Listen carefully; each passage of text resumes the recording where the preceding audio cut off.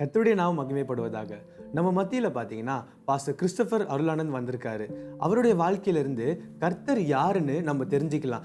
ஏன்னா, கடந்த 32 வருஷமா அவர் ஊழியத்துல இருக்கிறாரு. அது மட்டும் இல்ல, இன்னைக்கு அவருடைய பிறந்த நாள். இதோட அவருக்கு 64 வயசாகுது. அப்போ எவ்வளவு அனுபவம் இருக்கும். ஏன்னா, நீங்க பைபிள கூட பார்த்தீங்கன்னா, அநேகரோட வாழ்க்கையில இருந்து தான் கர்த்தர் யாருன்னு நம்மளால தெரிஞ்சுக்க முடியும். உதாரணத்துக்கு, தாவீதுடைய வாழ்க்கையை எடுத்துக்கோங்களேன். கர்த்தர் எப்படிலாம் தாவீது கிட்ட பேசியிருப்பாரு, கர்த்தர் எப்படி உண்மையா இருந்திருப்பாருன்னு நம்மளுக்கு தெரியும். ஏன்னா சில பேரோட வாழ்க்கையில ரட்சிக்கப்பட்ட உடனே ரத்த சாட்சியை மரித்து போயிடுவாங்க. ஆனா சில பேரை தான் ஆண்டவர் அனுபவத்துக்குள்ள கொண்டு போவாரு. எல்லாம் எதுக்காக? நம்மளுடைய பக்தி விருத்திக்காக. அதனால இந்த வேளையில இயேசு கிறிஸ்து நாம மட்டுமே மகிமைப்படட்டும். வாங்க நம்ம வீடியோக்குள்ள போகலாம்.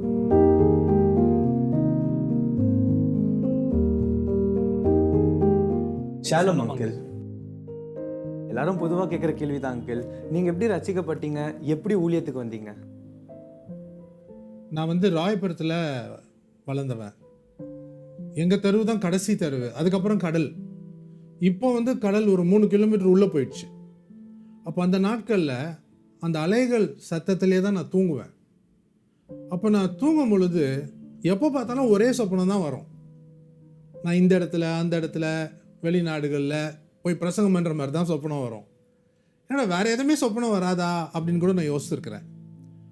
அப்போ நான் ஒன்று புரிஞ்சுக்கிட்டேன். என்னுடைய வாழ்க்கையில் நான் கடவுளுடைய ஊழியத்தை செய்யும்படி என் ஆண்டவர் அழைச்சிருக்கிறாரு. நான் அநேக தேசங்களுக்கு போவேன், நான் ஊழியம் செய்ய போகிறேன், நான் பிரசங்கம் பண்ண போகிறேன் அப்படின்னு யாருமே எனக்கு சொல்லலை. எனக்குள்ளேருந்தே உள்ளேருந்தே எழுந்துச்சு. நான் புரிஞ்சுக்கிட்டேன். 12 வயசு ஆகும்போது எங்கள் வீட்டுக்கு ஒரு ஊழியக்காரம்மா நீ என் தாசன் அப்படின்ற ஒரு தீர்க்க தரிசனம் சொன்னாங்க. அந்த நாட்களில் எனக்கு தாசன்னா என்னன்னு தெரியாது. உடனே போய் எல்லாருக்கிட்டையும் கேட்டேன், தாசன்னா என்ன? அப்போ சொன்னாங்க, நீ ஊழியக்காரன் அப்படின்னு கடவுள் சொல்கிறாரான்னு. அப்படியே நாட்கள் போன பிறகு நான் இன்ஜினியரிங் காலேஜ் சேர்ந்து பிடெக் கெமிக்கல் இன்ஜினியரிங் படிக்கணும்ன்ட்டு சேர்ந்தேன். அப்போது எங்களோட ஒரு 10 ஃப்ரெண்ட்ஸ் இருப்பாங்க. கிட்டத்தட்ட ஒரு 10 நிறைய பிராமணர்கள், நல்லா படிக்கிற பசங்க. எங்களுக்கு எல்லாருக்கும் ஒரே ஒரு ஆசை தான், எப்படியாவது நாங்கள் அமெரிக்கா போயிடணும், அங்கே போய் படிக்கணும், அதுக்கப்புறம் வேலை செய்யணும், அதுக்கப்புறம் செட்டில் ஆகிடணும், லைஃபே அமெரிக்காவில் தான் ஆரம்பிக்கணும் அப்படின்ற ஒரு எண்ணம் எனக்கு. இப்படி இருக்கும்போது எங்கள் அப்பாவுடைய தம்பி ஒருத்தர் இருந்தார். அவர் ஊட்டியிலேருந்து அவர் எப்போல்லாம் வராரோ என்ன ஒரு வார்த்தை சொல்வார், what can I do for you? உனக்காக நான் என்ன செய்வது அப்படின்னு கேட்பாரு. அப்போ நான் சொன்னேன், எனக்கு அமெரிக்கா போகணுன்னு ரொம்ப ஆசையாக இருக்குது சித்தப்பா. நான் போவேனா போக மாட்டேனா அதை நான் தெரிஞ்சுக்க விரும்புகிறேன்னு. நான் உன்னை ஒரு இடத்துக்கு கூப்பிட்டு போகிறேன் வா அப்படின்னு சொல்லிட்டு என்னை ரெட் ஹில்ஸ்க்கு ஒரு இடத்துக்கு கூப்பிட்டு போனார். அங்கே போன பிறகு பார்த்தா தான் தெரியுது, அந்த ஆள் ஒரு மந்திரவாதி. என்னை அந்த இடத்துல உட்கார வச்சுட்டு கற்பூரம் வச்சுட்டு மெழுகுவத்தி கொளுத்து பேச ஆரம்பித்தார். அப்போ அவர் சொன்னார், 4 மணிக்கு உன்னுடைய பட்சி, எனக்கு இப்போ அந்த பட்சி என்னன்னு புரியல, பட்சி வரும், ஸோ அது வரைக்கும் நீ வெயிட் பண்ணோன்னு ஒரு வாக்கிங் மாதிரி எங்கேயா போயிட்டு வாங்க அப்படின்னு அனுப்பிச்சி விட்டார். அன்றைக்கி அவங்க வீட்லேயே நான் சாப்பிட்டுட்டு 4 மணிக்கு கரெக்டாக கதவை திறந்து வச்சுக்கிட்டு அவர் கதவை பார்த்து பேசுகிறாரு. என் கண்ணுக்கு யார் நிற்கிறானே தெரியல. அப்போது அவர் கேட்குறாரு, அந்த மந்திரவாதி, இந்த பையனை உனக்கு தெரியுமா அப்படின்னோடனே அது என்ன பதில் சொல்லிச்சுன்னு எனக்கு தெரியாது. ஸோ இந்த மாதிரி ஒரு உறவாடல் இருக்கிற நேரத்தில் என்ன நடந்துச்சுனோ எனக்கு தெரியாது. எல்லாம் முடிஞ்சு போச்சு, வீட்டுக்கு வந்தாச்சு. ஒரு வாரம் கழிச்சு அந்த டைம் நல்லா ஞாபகம் இருக்கு. அப்போ தான் அந்த ஈஸ்டர் பண்டிகை. அந்த டைமில் அதுக்கு முன்னாடி ஒரு ஃப்ரைடே ஒரு சாட்டர்டே, குட் ஃப்ரைடே சாட்டர்டே, அந்த டைமில் அந்த நைட்டு யாரோ ட்ரில்லிங் மிஷின் வச்சு காதை குடைஞ்சா எப்படி இருக்கும் அந்த அளவுக்கு உருன்னு குடையிறாங்க. அந்த மாதிரி வழி என் லைஃப்பில் நான் இது வரைக்கும் பத்ததே கிடையாது. செம்மையாக அழுதேன். அப்போ எங்கள் அப்பா தான் எனக்கு மடியில் வச்சு கொஞ்சம் தட்டி கொடுத்தாரு. எல்லாம் தூங்குறாங்க. அதுக்கப்புறம் தான் எனக்கு நாட்கள் அளவில் தெரிய வந்துச்சு, ஒரு ஆவியை என் மேலே ஏற்றிட்டாங்க. அது தொப்புள் வழியாக வரும், காது வழியாக வெளியே போவோம், குப் அப்படின்னு சத்தம் கேட்கும். உடனே நான் புரிஞ்சுக்குவேன், இப்போ தான்டா வெளியே போயிருக்கு. இதெல்லாம் சொன்னால் மக்கள் நம்புவாங்களான்னு எனக்கு தெரியல. ஆனால் நீங்கள் கேட்டீங்க, நான் சொல்கிறேன். ஸோ இந்த மாதிரி சூழ்நிலையில் நான் எதை தொட்டாலுமே ஃபெயிலியர் தான். எனக்கு ஒரு மாதிரி வெறுத்து போயிடுச்சு. என்னடா பண்ணுறது, எதை தொட்டாலுமே ஊற்றிக்கிட்ட அப்படின்ற மாதிரி ஒரு ஸ்டேஜுக்கு வந்துட்டேன். அப்படி இருக்கும்போது தான் நான் 93ஆம் வருஷத்தில் ஜூலை 23ஆம் தேதி நான் ரட்சிக்கப்பட்டேன். அது கூட என்ன, எனக்கு ஜெபம் பண்ணவங்க ஜெபம் பண்ணுறாங்க, பயங்கரமாக பேய் ஆடுறேன், பயங்கரமாக சுற்றுறேன். சில நேரத்தில் நான் ஜெபிக்கலான்னு என்னுடைய அறையில் உட்காந்தா அது அப்படியே என்னை தூக்கி அடிக்கும்.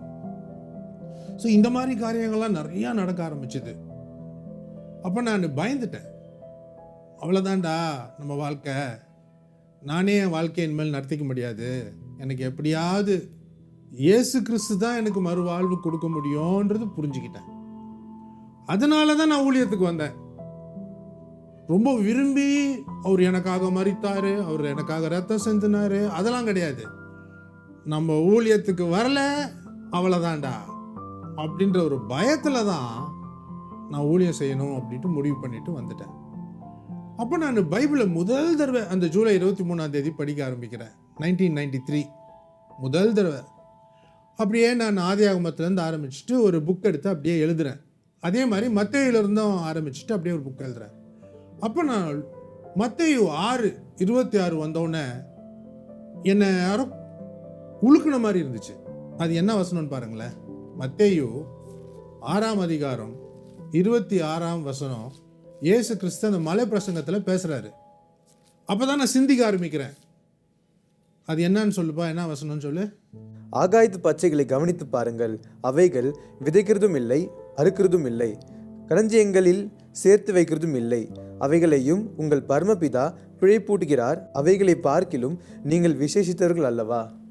இது எனக்கு பேசுகிற மாதிரி இருந்துச்சு. பாருடா, என்ன ஒரு 3 பேர் இருக்கீங்க, உனக்கு இன்னும் 2வது பையன் கூட இன்னும் பிறக்கல, 94 தான் அவன் பிறக்கிறான். ஒரு 3 பேருக்கு கடவுள் சாப்பாடு பண்ண முடியாது அப்படின்ற மாதிரி என்னை யாரோ உழுக்குன மாதிரி இருந்துச்சு. உடனே நான் முடிவு பண்ணிட்டேன், போதும் நம்ம வேலை செஞ்சது, எப்படியோ என்னதான் வேலை செஞ்சாலும் உயர்வே கிடைக்க மாட்டேங்குது. ஏன்னா என்னுடைய வாழ்க்கையில் ஒரு அசுத்தாவி கிரியை செய்யுதுன்னு நல்லா தெரியும். இது மற்றவங்க புரிஞ்சுக்கிட்டாங்களா புரிஞ்சிக்கலையா இன்னி வரைக்கும் எனக்கு தெரியல, ஆனால் எனக்கு தெரியும். ஸோ இந்த மாதிரி சூழ்நிலையில் தான் அதே வருஷத்திலேயே டிசம்பர் 3ஆம் தேதி 1993 ரிசிக்னேஷன் பண்ணி கொடுத்துட்டு வந்துட்டேன். நான் இனிமேல் இயேசுக்காக தான் வாழ போகிறேன். ஸோ அன்னிலேருந்து இப்போ 2025 ஆயிடுச்சு. கிட்டத்தட்ட 32 வருஷத்துக்கும் மேலாக இயேசு கிறிஸ்துவை நம்பிட்டு இருக்கிறேன். இயேசு கிறிஸ்து எனக்கு எந்த குறையும் வைக்கல. இயேசு கிறிஸ்து எனக்கு நிறைய பைபிள்லேருந்து சொல்லி கொடுக்குறாரு. நிறைய விரோதிகளை சம்பாரிச்சுக்கிட்டே தான் இருக்கிறேன். ஏன்னா அந்த வார்த்தையை செய்ய செய்ய செய்ய அந்த பழைய வாழ்க்கையை விட்டுட்டு வர வர வர இந்த புதிய வாழ்க்கைக்குள்ளாக இந்த வார்த்தையை செய்யணுமே அப்படின்ட்டு நான் என்னை ஒப்பு கொடுக்கும் பொழுது பார்த்தீங்கன்னா எனக்கு நிறைய விரோதிகள் தான். அதனால் நான் ரொம்ப தனிமையாக இருக்கிற ஆள். ஒரு விதத்தில் அது ரொம்ப நன்மையாக போச்சு. ஏன்னா வேறு ஒன்றும் இல்லை, பைபிள் எடுத்து படிச்சுக்கிட்டு, ஆண்டவரே இன்னும் நான் கற்றுக்க வேண்டியது நிறையா இருக்குது, எனக்கு சொல்லிக் கொடுங்க அப்படின்ட்டு தான் லைஃப் போயிட்டுருக்கு. ஒரு 2 வருஷம் 3 வருஷம் தான் நான் பைபிளை படிச்சிட்ருப்பேன். நல்லா படிப்பேன், காலையிலேருந்து சாயங்காலம் வரைக்கும் படிப்பேன். அந்த வார்த்தை நான் தூக்கிட்டு போனேன், பிரசங்கம் பண்ணேன். இப்போது அந்த வார்த்தை என்னை தூக்கிட்டு போயிட்டுருக்கு. கிட்டத்தட்ட 32 வருஷமாக இந்த இயேசுவுக்கு ஊழியம் செய்கிறது எந்த விதத்துலையும் கர்த்தர் எனக்கு எந்த குறையும் வைக்கல. அதை தான் உங்களுக்கு நான் சொல்ல விரும்புகிறேன். அமேசிங் அமேசிங் அங்கிள், உங்களுடைய life is so inspiring. And என்னன்னா, நீங்கள் காடோடைய வேர்டை நம்பி நீங்கள் வந்தது இந்த பூமியில் ஒரு பெரிய விஷயம், அதுதான். ஆனால் இனிஷியலாக ஆண்டவர் மேலே விசுவாசத்தை போட்டு நான் வரேன் ஆண்டவரே அப்படின்னு சொல்லிட்டு நீங்கள் வந்தீங்க. அதனால நீங்கள் பயங்கரமான சேலஞ்சஸ் கண்டிப்பாக ஃபேஸ் பண்ணியிருப்பீங்க உங்கள் லைஃப்பில். அந்த ஒரு டைம் நீங்கள் இனிஷியலாக எடுத்த உடனே காட் பயங்கரமாக எப்பவுமே இருக்காது இல்லையா? காட் வெயிட் பண்ண வச்சு நம்மளை மோல்டு பண்ணி அந்த மோல்டிங் ப்ராசஸ் நீங்கள் எப்படி கிராஸ் பண்ணி வந்தீங்க? அந்த டைமில் உங்களுடைய ஃபெய்த் எப்படி இருந்துச்சு? இனிஷியலாக இருந்த ஃபெய்த்தை விட நீங்கள் ஃபெய்த்தில் க்ரோ ஆனீங்க. அது அந்த ஜேர்னி பற்றி சொல்லுங்கள், உங்களுடைய சேலஞ்சஸ் நீங்கள் ஃபேஸ் பண்ணீங்களே. அப்போ நான் சொன்னேன்ல, பைபிளை நல்லா படிக்க ஆரம்பித்தேன்.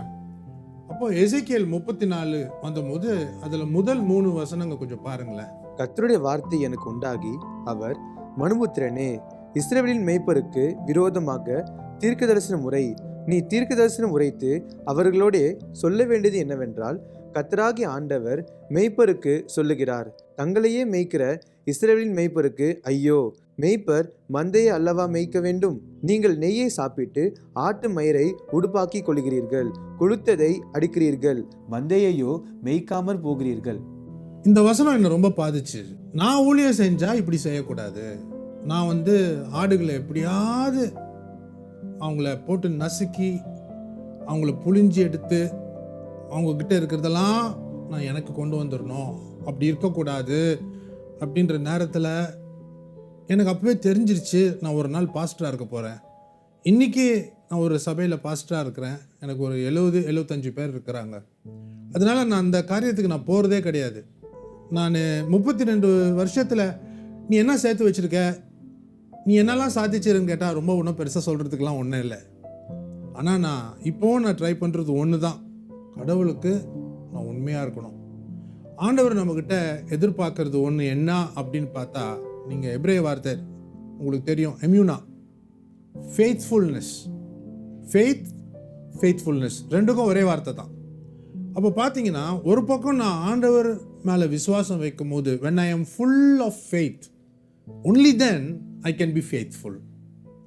அப்போது நீங்கள் கேட்ட சுருக்கமாக சொல்லணும் அப்படின்னு நினச்சா, ஸோ எனக்கு ஆண்டவர் அந்த கிருபையை கொடுத்தாரு அவரை நான் நம்புறதுக்கு.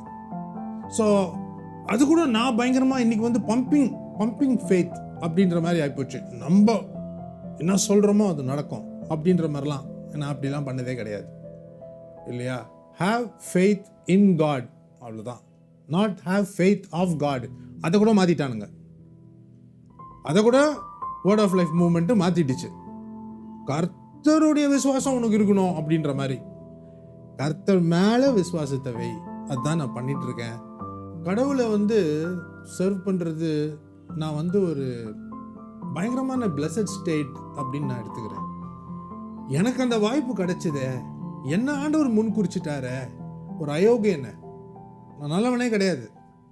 ஆனாலும் இந்த கிருபை என்னை தேடி வந்துச்சுன்றது, அந்த ரகசிய வருகையில் நான் எப்படியாவது போயிடணும் அப்படின்னு நான் ரொம்ப ஆண்டவருக்காக நான் ஃபீல் பண்ணுறேன். எனக்கு இந்த பூமியில் இருக்கவே பிடிக்கல. ஏன்னா யார்கிட்ட பழகினாலும் பிரச்சனை தான்.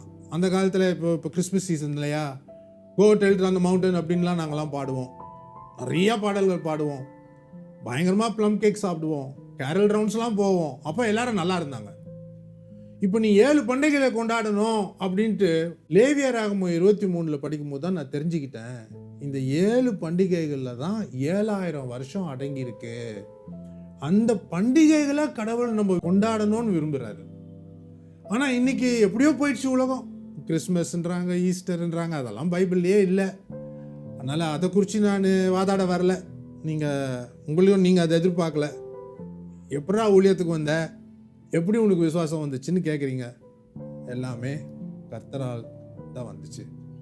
அவர் கொடுக்கலன்னா ஒன்றும் இல்லாமல் தான் இருப்பேன் இன்னி வரைக்கும். கர்த்தருடைய நாமம் மகிமைப்படட்டும். இப்போ நீங்கள் பைபிள்ன்ற டாப்பிக்கை நீங்கள் உள்ளே கொண்டு வந்ததுனால நான் அதுலேருந்தே கேட்குறேன், நீங்கள் இனிஷியலாக எப்படி பைபிளை படிக்க ஆரம்பிச்சிங்க? ஏன்னா ஒரு ப்ரீச்சருக்கு தேவையே அந்த வேர்டு தான். அந்த வேர்டை நீங்கள் எப்படி படித்து அதுக்கு அண்டர்ஸ்டாண்டிங் காடுகிட்டேருந்து வாங்கி, அது எப்படி நீங்கள் அதை இனிஷியலாக நீங்கள் ஊழியத்துக்கு வந்ததுக்கப்புறம் அதுக்கு எப்படி நீங்கள் எஃபர்ட் போட்டிங்க? நீங்கள் நாட்கள் ஆக ஆக நீங்கள் தேட தேட நீங்கள் கண்டடைவீங்க. முதல் தடவை அந்த சீக்கிங் கெப்பாசிட்டி அவ்வளோ இருக்காது. என்ன புரியுதோ அதை அப்படியே எழுதி வச்சுக்குவேன் ஒரு புக்கில். அந்த நாட்கள் ஆக ஆக ஆக அதிகமாக ஆண்டவர் சொல்லிக் கொடுக்க ஆரம்பிச்சிட்டார்.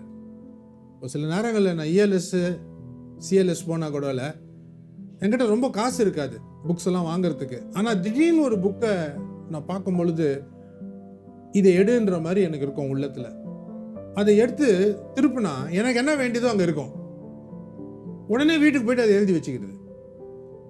ஸோ இந்த மாதிரியெல்லாம் பரிசுத்த ஆவியானவர் இவனுக்கு நான் எப்படி சொல்லிக் கொடுக்கணும், எப்படி சொல்லிக் கொடுத்தா இவன் கற்றுக்குவான், இவன் புரிஞ்சிக்குவான் அப்படின்ற ஒரு இதில் தான் நான் இந்த 32 வருஷத்துலேயும் அநேக பைபிள் வேர்சஸ் இன்னைக்கு எப்படியெல்லாம் பெரட்டுறாங்க.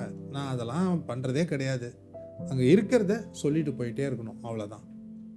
என்ன இருக்குதோ அதை நம்ம மாற்ற முடியாது. அங்கே ஹார்டாக இருந்துச்சுன்னா ஹார்டு தான், சாஃப்டாக இருந்துச்சுன்னா சாஃப்ட் தான், அவ்வளோதான். ஸோ எந்த வேர்ஸ் ஆண்டவர் காமிச்சு இதை சொல்லு அப்படின்னு மக்கள்கிட்ட சொல்கிறாரோ அதை சொல்லி ஆகணும். அது மக்கள் ஏற்றுக்கிறாங்களோ ஏற்றுக்கலையோ, சபையை விட்டு போகிறாங்களோ, அதற்கெல்லாம் நான் உட்காந்து யோசிச்சுட்டு இருக்க முடியாது. நான் ஏற்கனவே சொன்னது போல் கர்த்தருக்கு நான் உண்மையாக இருக்கணும்னு நான் வாஞ்சிக்கிறேன். ஆனால் ரொம்ப கஷ்டப்படுறேன். இந்த சரீரத்தில் ஆண்டவரை பிரியப்படுத்துறது ரொம்ப கஷ்டப்படுறேன். ஆனால் அவர் கிருபை என்னை எப்படியாவது ஓடி முடிக்க செய்யும்னு விசுவாசிக்கிறேன். இப்போ நீங்களும் சொன்னீங்க இந்த மாதிரி ஒரே பைபிள் தான், ஆனால் நிறைய பேர் வந்து அது ஒரு விதமாக புரிஞ்சுக்கிறாங்க, பெரட்டி போடுறாங்கன்னு நீங்கள் சொன்னீங்க.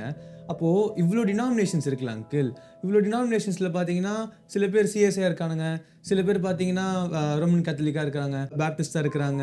அவங்க வந்து பார்த்தீங்கன்னா அவங்க புரிஞ்சுக்கிற அண்டர்ஸ்டாண்டிங் வித்தியாசமாக இருக்குது. ஆனால் பரிசுத்த ஆவியினால் நிரப்பப்படுறேன், அந்த அபிஷேகத்தில் இருக்கிறேன் அப்படின்னு சொல்கிறாங்க. அப்போது இது குறித்து நீங்கள் என்ன சொல்கிறீங்க அங்கிள்? மனிதர்கள் 1000 சொல்கிறாங்க.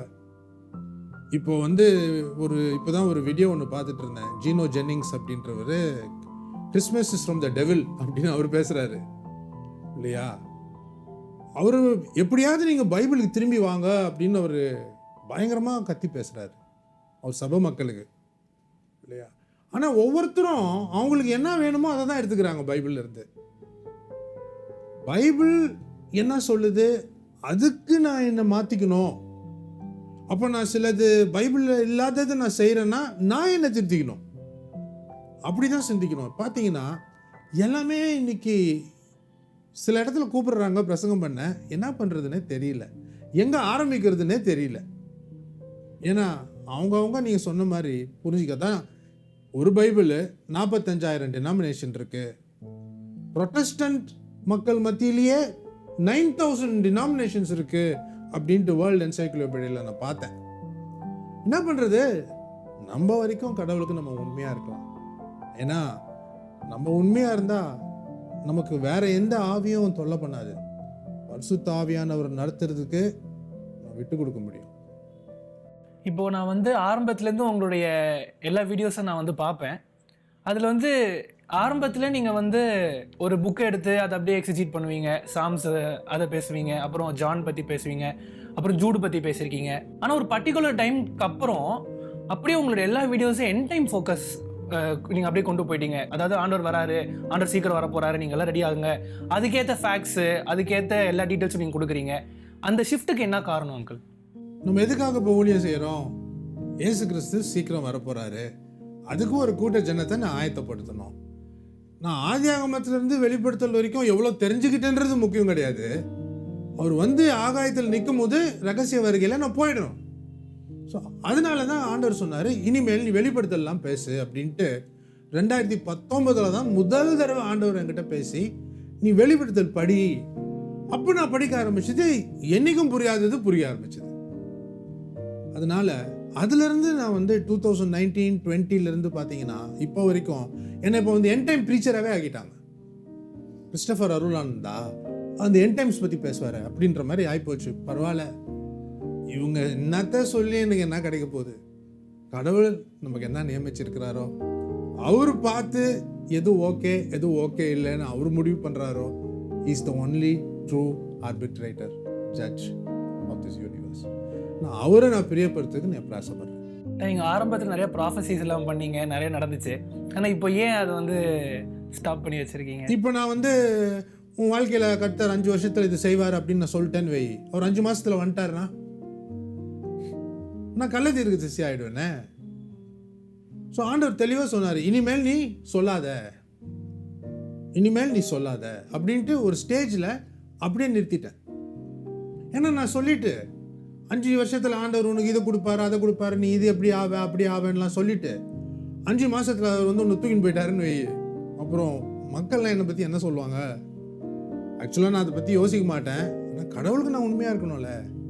எதுக்கு ஒருத்தனை தப்பாக லீட் பண்ணிக்கிட்டு, என்ன வேற பொழப்பே இல்லையா? ஏன் போய் கெமிக்கல் இன்ஜினியரிங்கே வேலை செய்யலாமே? எதுக்கு வந்து இப்படி வந்து ஒரு போர்வை போட்டுக்கிட்டு தீர்க்க தரிசனம் சொல்லிக்கிட்டு 4 பேருக்கு நன்மை செய்கிறேன்னு சொல்லிக்கிட்டு இதில் காசு ஆக்கிக்கிட்டு எனக்கு அது பிடிக்கல. பர்சனலாக எனக்கு அது பிடிக்கல, அவ்வளோதான். அதனால நான் ரொம்ப நான் ரொம்ப உத்தமன்லாம் சொல்ல வரல. கடைசி வரைக்கும் நான் ஆண்டவருக்கு உண்மையாக இருந்துட்டு போகணுன்னு நான் விரும்புகிறேன். Thank you very much for interviewing me.